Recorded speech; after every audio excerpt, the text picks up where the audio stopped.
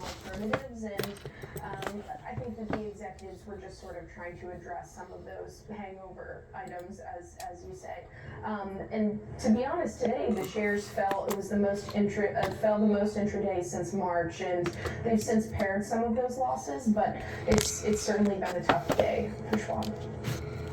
And Paige, there was some messaging around funding sources in the future, but I tied that Canadian connection in because of the deal with TD Ameritrade, and the integration of that business is something you've been covering as well.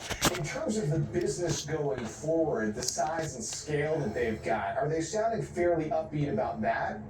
Well, to touch on the TD Ameritrade, actually, the executives did weigh in on that this morning. It's around 90% completed at this point in time, and they did say that the balance will be sort of completed, wrapped up, I would say by May, I believe.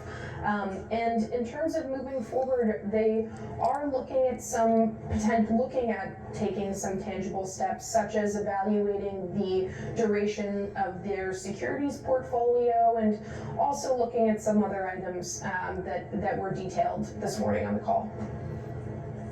All right, and then I guess in terms of the inner workings of the funding sources going forward to try to avoid the kind of scenario that unfolded last year, any more details, Paige, that you can share with us? Certainly. Another item that the executives touched on and that they were evaluating is just paying down some of those more expensive funding sources that Schwab turned to last year, such as retail certificates of deposit and also the more expensive Federal Home Loan Bank advances that they took out to, again, respond to customers who were looking for higher yielding alternatives. And, it was just, as we all know, it's You mean they committed fraud? They got fined for it?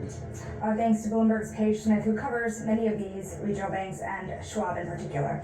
Now, coming up, JP Morgan is hiring. Part of our interview